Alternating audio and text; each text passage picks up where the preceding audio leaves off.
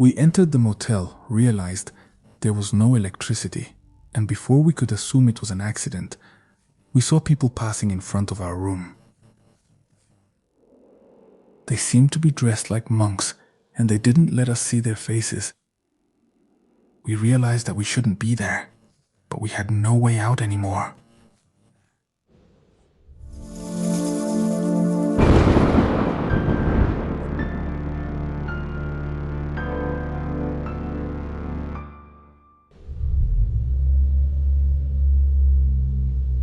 Welcome once again, everyone, to a new edition of Relatos de la Noche. Today we'll visit haunted motels. Motels by the roadside, mysterious ones where no one should enter. But unfortunately, that's where the protagonists of our next stories ended up spending the night. I hope you dare to make it to the end of this episode. And remember, most people won't be able to finish it. But there are a few of us who will do it without any trouble, who will feel right at home. Some will even use this episode to fall asleep. Which kind are you? You are listening to Relatos de la Noche. Good evening, everyone. My name is Arturo. I work at a company that produces concerts. We're the ones who set up audio, lighting, and screens in places like Foro Foro Sol or Estadio GNP. Because of that job, I travel a lot, and Cancun is one of the most frequent destinations. I prefer to fly, of course. It's faster and less tiring, but traveling by road has something that the plane doesn't. Miles of jungle, the sea just a few meters from the asphalt, stretches so dark it feels like you're driving inside a cave. Some time ago I drove there at night, and even though nothing strange happened, I was left wondering what might go on along those kilometers in the early morning hours. And the idea got stuck in my head. That's why a year later I decided to make that trip on a motorcycle, not on my big bike, but on a scooter that I had been improving piece by piece. I saved up, restored it perfectly, and requested vacation time. My wife wasn't convinced, my daughters even less so. It was really something I wanted to do, something I had to do. I left Los Reyes La Paz heading to Cancun. The first 2 days were normal, tiring, long but normal. I spent the night in Cumbres, then in Villahermosa. There at the hotel bar, a man asked me about my bike. When I told him I was heading to Cancun by road, he told me something that stuck with me. Please, don't take the stretch from Tabasco to Campeche at night.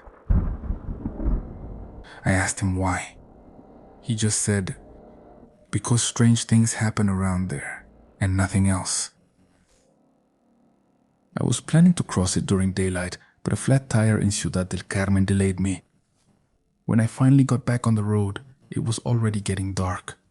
At 11 at night, I entered the stretch that goes through the dense jungle. No moonlight gets in, hardly any cars pass by. It's just me and the sound of the engine.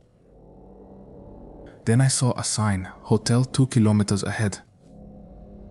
I didn't remember it from other trips. It wasn't marked on the map, but I had been tense for hours, and the idea of sleeping under a roof was stronger. I found it soon. It was an old motel, one of those American-style ones where each room faces outside. The sign said, Hotel La Costa, but several letters were burned out. I walked into the glow. The old woman turned in her chair and without getting up, told me the price. There were no other cars, no noise. I just went with it, went up to the second floor with the key in my hand. I remember the room was hot. There was no air conditioning, no cell phone signal. The TV only showed static. I texted my wife that I was already resting. The message took minutes to send, but it went through, and I fell asleep there.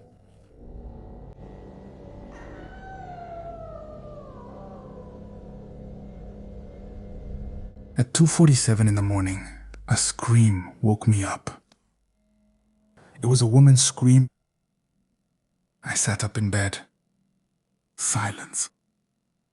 Then another scream, clearer this time. This one came from the room next door. Then I heard glass breaking and something heavy falling into the water. The room faced a pool out back, and I went over to the window. I saw something. A woman's body was floating on the surface. I didn't even have time to react when I saw, in the window next to me, the silhouette of a man smoking. He turned to look at me, and in a deep voice, he said, "Mine, they don't know how to swim either." When he said that, he threw a small child into the water. At that moment, I didn't think. I ran to the door, went down the stairs. The office was locked. I looked through the window. Inside, it looked abandoned. I turned toward the rooms. Everything was run down. Old closure notices, peeling paint. I went back up for my things. The room didn't look the same anymore. The mattress was dirty. The air smelled damp, old. My motorcycle wouldn't start. No car passed by on the road. So I had no choice. I went back inside and sat in the armchair until dawn. During the night, I heard footsteps in the hallway. During the night, I heard children's laughter. The sound of someone jumping into the pool, but I didn't look out again. At 7:40, sunlight came in through the window. I went out. The hotel was in ruins. But at least my motorcycle started on the first try. I had barely left the road when a patrol car stopped me. They immediately asked me what I was doing there. I told them I was staying there, and they looked at each other, and "There's no hotel there," they told me. "There hasn't been one for years." I told them I didn't believe them, and I think they saw me so pale, so shaken, that they didn't want to tell me anything else. They asked me to keep going, but I insisted. "What do you mean there was no hotel?" Only then did they tell me it had been 5 years, if they remembered correctly. A married couple with their 2 children stayed there. Apparently, according to investigations, the husband knew that his wife was unfaithful, and that night, somehow, the truth came to light. Everything was confirmed. In a sudden fit of rage. Then he did the same to the 2 children and threw them into the pool. Theft. He threw them into the pool while the hotel workers, scared, screamed and headed to the room, and then ended it himself. He hanged himself from the fan. That incident ended up closing a hotel that hardly had any customers left. After saying that, the police practically forced me to keep going. I started the motorcycle and kept going and going. About an hour and a half later, I reached the town where I found the hotel. Took a shower and ate, but I didn't feel well. After going through something so tough, I lost all desire to do anything. I spent the whole day sleeping, until night came, and I spent it there too. The next day, I saw a motorcycle mechanic just a few meters away. I approached him and offered my motorcycle for sale. I told him I had to go back to Mexico City, but I didn't want to go by road anymore. I wanted to go by plane. He offered me 10,000 pesos and I didn't think twice. Since the title is digital, I gave it to him. We made a deal and I took the first bus to Campeche. And from there I went straight to the airport and went home. I missed my motorcycle, yes, but I felt that I had to get rid of it. It's because it had been in a place with really bad vibes. A place still full of evil. Just like my clothes. I threw those away at the airport. I only got home with what I was wearing, which I also threw away when I got home. I wanted to get rid of everything that had been in that place. I wish I could also throw away that part of my memory. I really hope you like my story, that you believe it and can share it.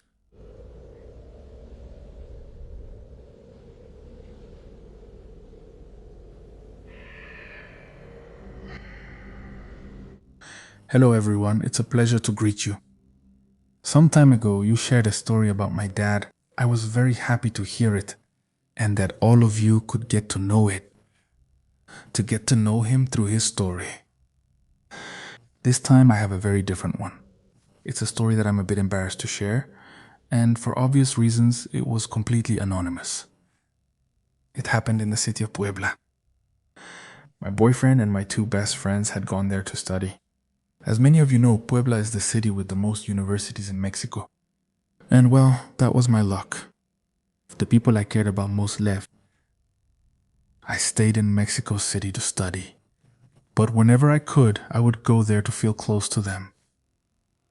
My boyfriend was studying at the Benemérita Universidad Autónoma de Puebla, the UAP, and he lived with his godmother, an older lady, and very strict. He couldn't tell her that he had a girlfriend. That's why it was my best friend who picked her up in her car. And then we would go to her apartment, and we would stay there until the next morning, when I went back to Mexico City. However, later our friend started having roommates in the apartment, and so in the end we couldn't keep staying in her room. So a bit embarrassed. I have to say that for our anniversary, one night when we were going to have dinner and then I would take her home, we decided to look for a motel. It was Tuesday the 13th. Then, quote unquote, I went to drop her off at home. She escaped through the window, and we looked for a place near her house, in case her godmother called her, in case she noticed or something like that, in case she had to go back soon. It's definitely not the most popular area in the city, but like everywhere, there's always a motel to stay at. We took a rideshare that took us to one nearby. And by motel, I mean those places where you can rent rooms by the hour. For couples, where you drive in with your car and each room has a garage, for the privacy of those who go there. I think they're called something different in other places, but you get it, right? What kind of place it was. When we walked up to the entrance, it even looked like it was empty. Everything looked dark inside, but there was a light at reception, one where they serve you without leaving your car. I guess it's strange for someone to show up on foot. I asked for a room and a lady told me. You could tell she was from housekeeping and not the receptionist. Nothing was available anymore. That the whole motel was occupied. I insisted. I asked him how it was possible that on a Tuesday everything was full. And the lady just shrugged her shoulders. But then I saw something in the back, behind her. There was a completely empty key rack, except for one slot, with a key still there. I asked him if that room was available. The lady turned with a puzzled look. She saw her. They told me everything was taken. He answered, and then, without thinking much, he said, okay. It's this much for 4 hours, no going out. There's no room service today, and blah. He repeated it awkwardly, as if he was trying to remember it, and charged me. And when I turned to my girlfriend with a smile, because I thought I had solved a problem, she looked very nervous. She wasn't sure about being there. It was dark. It looked strange. She didn't seem to see anyone. All the lights looked like they were off.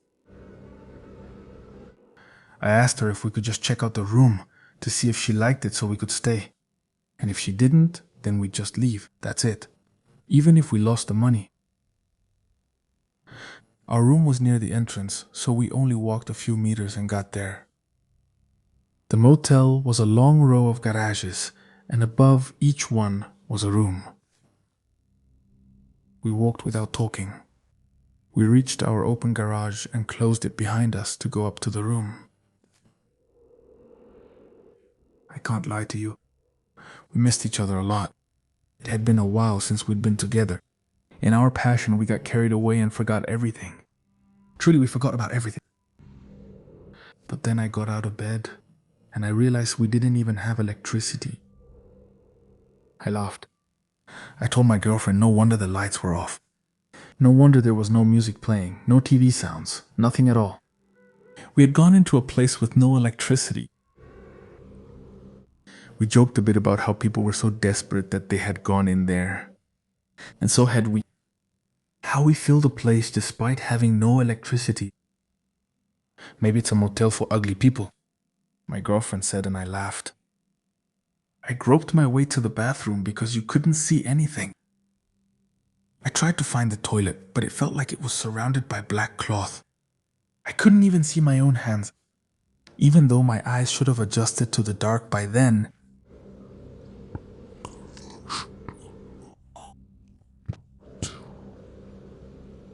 I felt something near my ear, as if someone had spoken next to me. I spoke to my girlfriend, who answered me from outside the bathroom.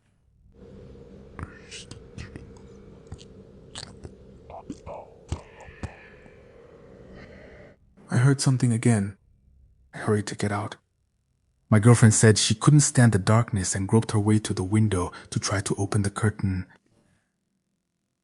But she had barely lifted it a few centimeters before she closed it again. She closed it quickly. I asked her what was wrong, but she didn't answer. I got desperate because I couldn't see her. I moved closer to her and finally touched her face. I realized that she was crying.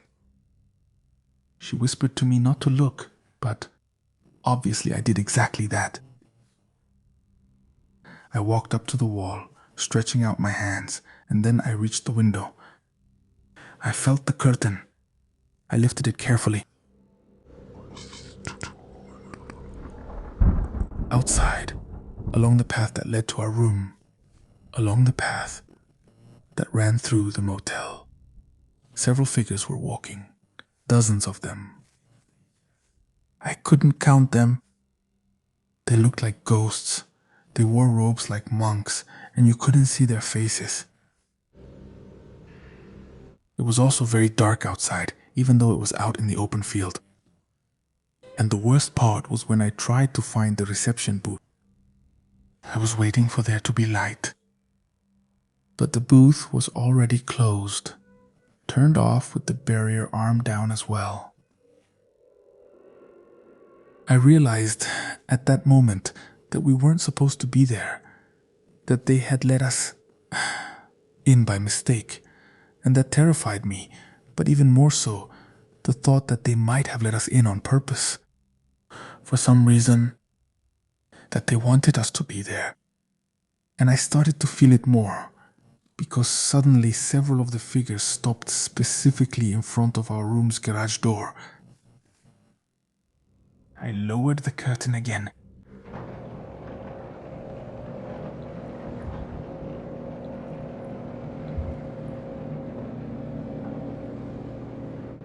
Downstairs, our garage door opened. I heard voices. I stumbled to get to the door to close it. Amen.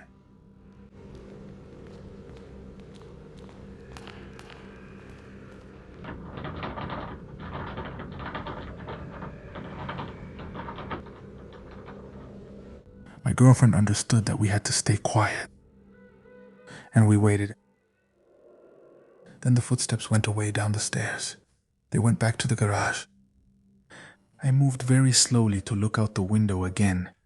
My movements were really tiny, so that no one would notice we were there.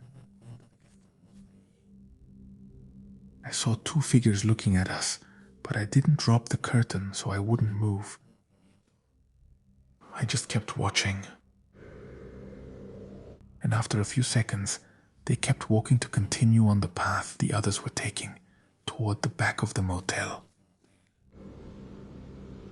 We fumbled for our clothes. I apologized to my girlfriend for taking her there. I told her we would have to run. She agreed. We left the room. There was darkness on the stairs too, but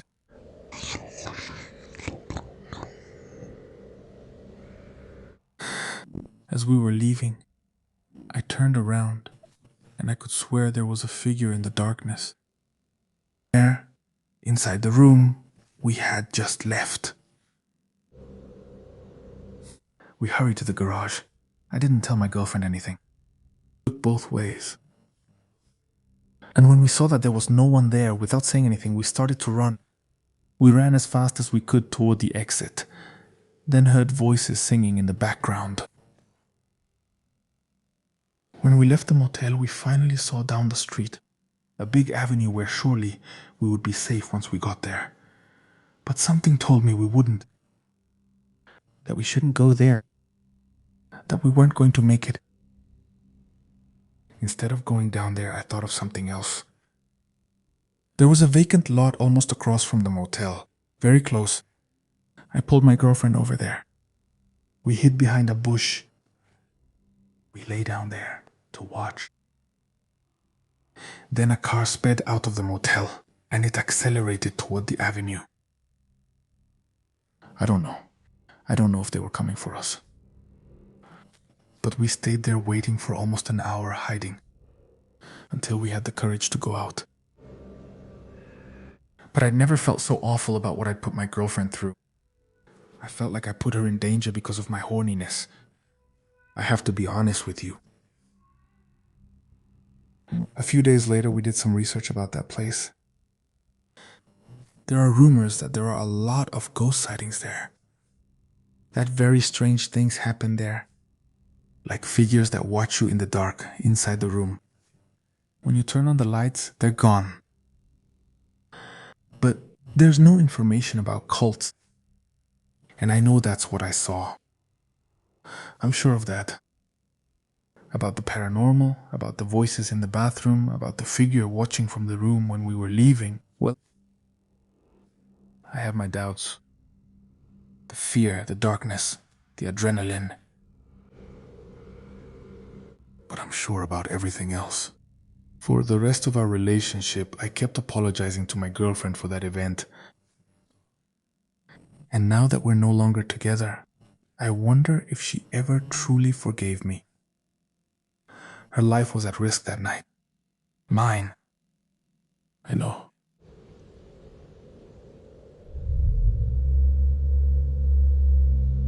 Everyone, thank you for continuing to listen. Please leave a comment if you like today's stories. Comment. Even just an emoji is good. It helps us a lot to know if you're enjoying the episode, if you like the topics, the length, or if there's something we need to improve. Remember that even today, if you buy the Relatos de la Noche book on Amazon, it will arrive by this February 14th. I think it's a great gift for someone you share this taste, this passion for horror stories with. Leave the link, as always, in the description, as well as all our social media, so you can follow us there. And without further ado, let's continue with another story tonight.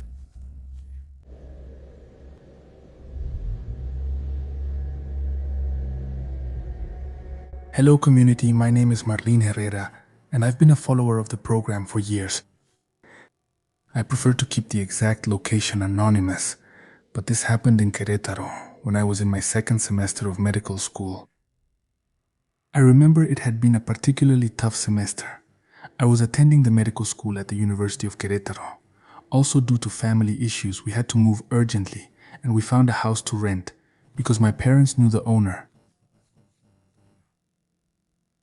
When we went to see it, it still had furniture and belongings from the previous family. The owner said they had left because of debts and had left everything behind. The strange thing was that they hadn't just left furniture, but also clothes, papers, and even plates with dried food leftovers on the table, as if they had left suddenly. But what unsettled me the most was a room in the back, next to the kitchen, that had a padlock. The owner said that it couldn't be opened for any reason, that he used it as a storage room, and that he would come for his things in a few months. I didn't like that detail, but the urgency won out. We moved in a week later. From the very first day, the house felt different than when we went to see it. I can't really explain it. It wasn't immediate fear, it was sadness. And for example, the living room and the backyard were always colder than the rest of the house. My little dog, a toy poodle, also started behaving strangely. She would stare at empty corners, growl softly, and then run to hide. Sometimes she would bark right at where the sealed room was. I would stay up studying until late. During midterms, I'd be awake until 2 or 3 in the morning, and that's when it would start. You could clearly hear in the yard someone dragging something very heavy, slowly, like metal against cement. What? And sometimes there was also a jingling of chains. Yes, I know what that sounds like, but I swear to you, it wasn't my imagination. It wasn't the wind. It was a definite sound, totally clear. Always when I was the only one awake. I never dared to look out. I just stayed still, turned up the volume on my headphones, and prayed silently. And always after a few minutes the sound would stop, and that happened several nights. Over time, I started to feel different. Sad for no reason, irritable. My parents started arguing more than usual. The house seemed to affect everything. But what finally broke me happened one afternoon. I was alone in the kitchen washing dishes. It was still sunny. There was no music, no wind, no one around. Suddenly I felt the temperature drop all at once, and then I felt something on my ankle. Fingers, long, cold, very cold. It wasn't a brush. It wasn't my imagination. It was a clear pressure that held me for a second, that squeezed me before letting go. I let go of the cup in my hand. It shattered into pieces, and I ran out to the front yard. I sat there crying until my mom arrived. I hadn't said anything until then. I had kept quiet because we needed a place to live, but that's when I told everything. I thought they wouldn't believe me, but my mom told me something I didn't expect. I want to leave too. We moved that same week. We lost money, but we didn't care. We spent less than 3 months there. The sealed room was never opened. I've only passed by that house by chance, and only twice right in front of it. All these years, the house remains uninhabited to this day, and if someone does rent it, it's only for a very short time. I assume, because of the same manifestations that I got to witness firsthand. But I hope that no one has been touched like I was when they grabbed my leg, when I could feel it clearly, tangibly, in a physical way. To whatever was in that house, everyone, goodbye for now, since as I said before, I have what you lose. As I mentioned at the beginning, I have more experiences that I can't explain, and where sometimes there are many more questions than answers. I hope that this story, if you decide to publish it, is to your liking, even though it's simple.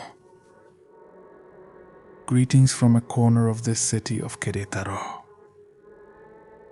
Have a very good night.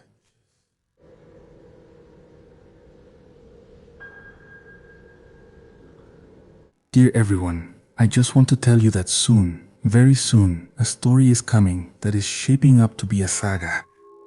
We are in the final stage of questions with the person who has shared their story with us, because we want them to have a very broad perspective, not only about what happened and the context, but also about how the situation is now, what consequences the terrible events we're going to tell you about have had. I'm only going to ask for your opinion about one thing. Would you like it to be in 3 parts so you can discover it little by little, or would you prefer it to come out all at once in an extra long episode? And this is This is very important because a lot of people prefer it one way or the other. So I'm going to ask you to let us know in the comments which way you prefer.